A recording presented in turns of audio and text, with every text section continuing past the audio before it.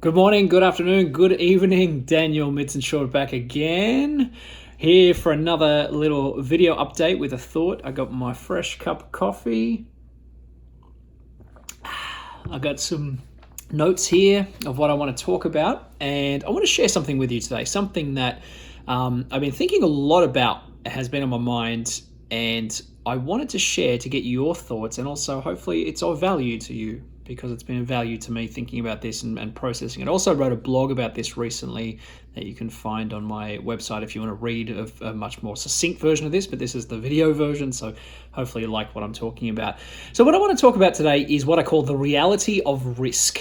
The reality of risk. And the reason I want to talk about risk is because I think it's something that all of us face in our lives at some point or another, whether we realize it or not.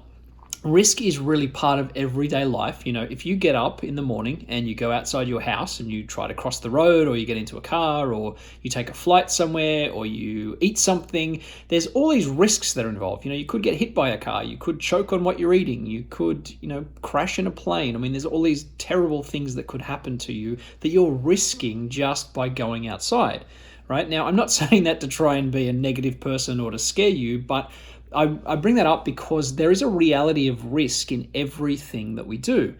Now, I think as human beings, what happens is we get very used to the risks of everyday life. And because we don't die every time we get in a car, or, we cross the road, or choke on what we're eating, sounds pretty graphic. But anyway, because that doesn't happen, we start to, we accept that these are risks, but we don't fear them. We're not kind of cognizant of them in the moment. However, there are other things in our life that come up that cause us to feel a sense of risk that stop us from achieving. And that's kind of what I want to talk about in a little bit more detail.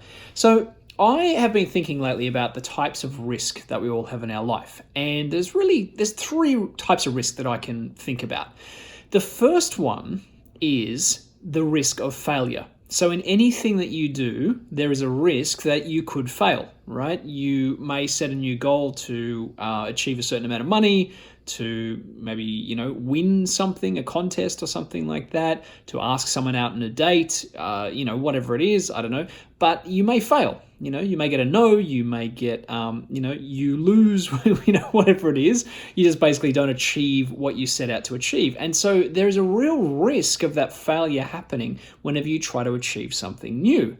About 1.5 years ago, I got involved in a startup, which at the time seemed very exciting. It was a great idea, great concept.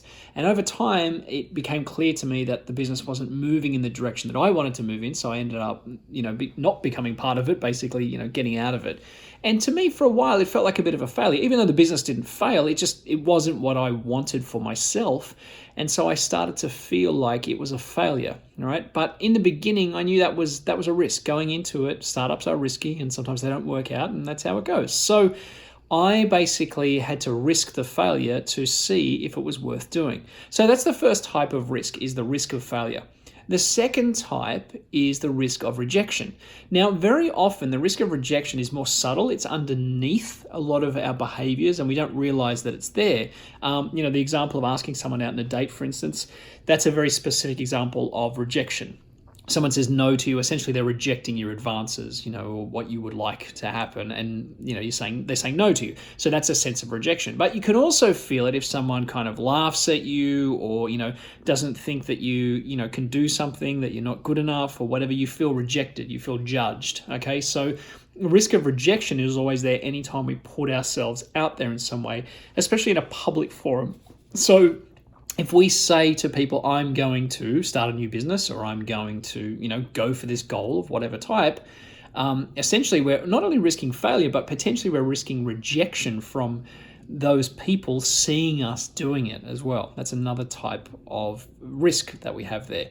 Now, I know, for instance, over the years of being a public speaker, I've met a lot of people, and a lot of people have approached me because they're terrified of public speaking. Okay, I used to be scared of it myself. I was never really terrified, but I was scared when I get up there to speak.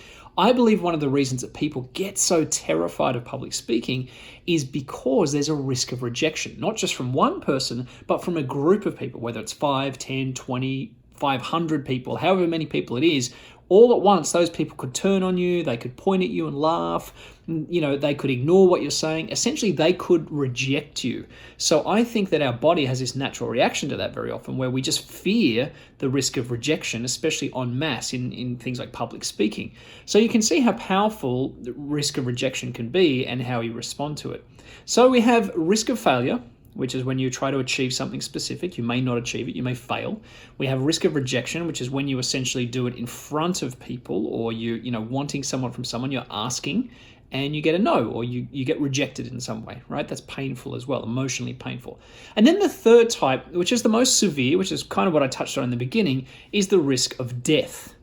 Now, without sounding too macabre, obviously, all of us know at some stage we're going to die. There's no way out of this world except through dying. That's it. Unless somehow the singularity becomes real and we become robot android creatures and our memories are, downloaded into the Matrix or something like that. Basically, our bodies one day are going to die. So I know that sounds really downer, and I don't mean to bring this down, but that's the reality. There's always a risk of death at some stage. And all of us kind of know in the back of our minds that's coming for us. Now, I'm 40 years old, so I don't feel like I'm anywhere near that time in my life, but it's a reality for any of us. I have had friends, close friends, who've passed away even this year. A very close friend of mine just passed away recently. So I know the risk of death, and I know the reality of death is always there for all of us at any point. And the reason I bring that one up is because I think that's a very sobering thought, and it's a real reality check for all of us. And because I think that you're in this life, for as long as you're in it, whether it's 10 years, 100 years, maybe someday even 1,000 years. But during that time, you have an opportunity to become and be the person you want to be. And really knowing that the reality of death is always there on the horizon, I think that can help you to actually see things from a different perspective. And really, if you look at the risks of failure or the risks of rejection, they're never as bad as the risk of death. That's the most severe. And if you can accept that someday you're going to die and that your life today is important and you must do the things and be the person that you truly feel that you should be, then it makes it less terrifying to face failure or to face rejection. So I don't know if that makes sense to you. It's something that's still sort of crystallizing for me in my mind, but I think the reality is anytime you step out of your comfort zone, there is a risk involved, and you have to try it. You have to go for it to feel like you're a person of worth. You're someone, you're becoming the person you want to be. And the more that you can accept the reality of risk in your life, I think the more you will achieve the things you want.